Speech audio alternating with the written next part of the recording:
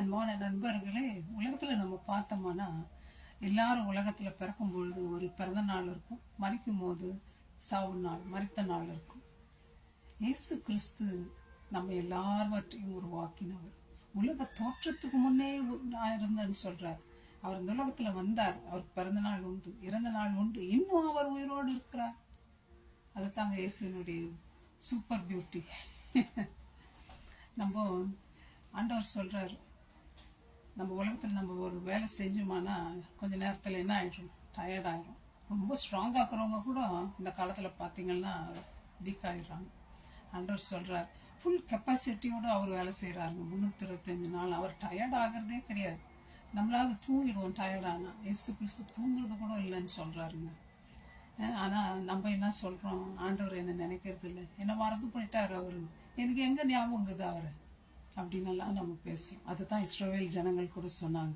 அடிமையங்களாக போயிட்டு இருக்கும்போது தேவன் எங்களை மறந்துட்டாரு, எங்களை நியாயம் அவர் முன்னாடி தள்ளுபடி ஆயிடுச்சு அப்படின்னு ஏசையாவில் 40ஆம் அதிகாரத்தில் அவங்க சொல்கிறாங்க. அப்போது ஆண்டவர் சொல்கிறாரு, நம்மலாம் இந்த உலகத்தில் பார்த்தா சில பேர் ஆண்டவருடைய ஃபோட்டோ தான் இயேசு கிறிஸ்து வச்சுன்னு இருக்காங்க. அது இயேசு கிறிஸ்து கிடையாது, அது ஆர்டினரி மேனுடைய ஃபோட்டோ. இயேசு கிறிஸ்துவை யாரும் போட்டோ பிடிக்க முடியாது. ஏன்னா இயேசு கிறிஸ்து கையில் கூட யாரும் வரைய முடியாதுங்க. அப்பேற்பட்டவர் அவர், பெரிய ஆள் அவர். இப்போ நம்ம உலகத்தில் பார்த்தீங்கன்னா ஒரு நாட்டில் சீஃப் மினிஸ்டரோ பிரைம் மினிஸ்டரோ இருக்கிறாருன்னா அவருக்கு ஒரு கவுன்சிலர் வச்சுக்குவாங்க, அட்வைசர் வச்சுக்குவாங்க. ஆனால் இயேசு கிறிஸ்துவுக்கு யாராவது கவுன்சில் கொடுத்தாங்களா, உலகத்தை எப்படி படின்னு? யாரும் கிடையாது. சூப்பர் சூப்பர் சூப்பர், அவர் சூப்பரோ சூப்பர். அவர் ஞானத்தை யாருக்குமே ஒப்பிட முடியாதுங்க. அவர் சொல்றாரு, பலம் இல்லாதவனுக்கு பலம் கொடுக்கறன்றாரு. அவங்க எல்லாம் என்ன பண்ணுவாங்களாம், கர்த்தருக்கு காத்திருக்கிறவர்கள் அவங்க எல்லாம் புது பலன் அடைந்து கழுகுகளை போல சட்டைகளை எழும்புவார்கள். அவர்கள் ஓடினாலும் இலைப்படையார், நடந்தாலும் சோர்ந்து போவார்கள்னு ஏசப்பா சொல்றாருங்க. ஏன்னா நம்ம வணங்குற இயேசு கிறிஸ்து எப்படியாப்பட்டவர்னு ஒரு வார்த்தை படிக்கிறோம் பாருங்களேன். 40ஆம் அதிகாரம் ஏசாயா, தண்ணீர்களை தமது கைப்பிடிகளால் அளந்து வானங்களை ஜானளவாய் பிரமாணித்து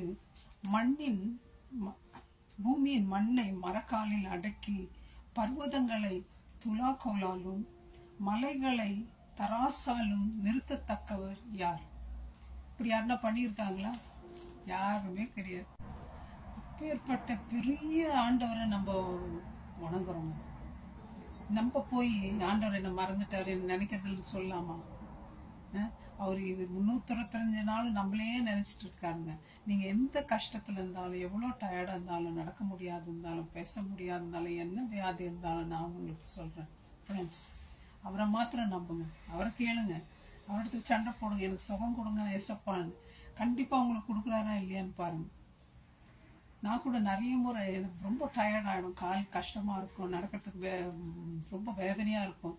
அந்த நேரத்துலலாம் ஆண்டுகிட்ட சண்டை போடுவோம். இன்னும் சண்டை போடுவோம், ஏசப்பா முடி ஊழியத்துக்காக நடந்த கால்கள், இந்த கால்களை நீத்தம் பலப்படுத்தணும், ஸ்திரப்படுத்தணும், எந்த சிம்டம்ஸும் எனக்கு வரக்கூடாது. செகண்ட்ஸில் ஆண்டவர் விடுதலை கொடுப்பார். ட்ரை பண்ணி பாருங்க, கண்டிப்பாக உங்களுக்கும் விடுதலை கொடுப்பார். அவர் எல்லாரையும் நேசிக்கிற தேவன். டெஸ்ட் பண்ணுங்க, என்ஜாய் பண்ணுங்க. இயேசு கிறிஸ்து உங்களை ஆசீர்வதிப்பார், விடுதலை கொடுப்பார். May God bless you, my friends. Thank you. Bye bye.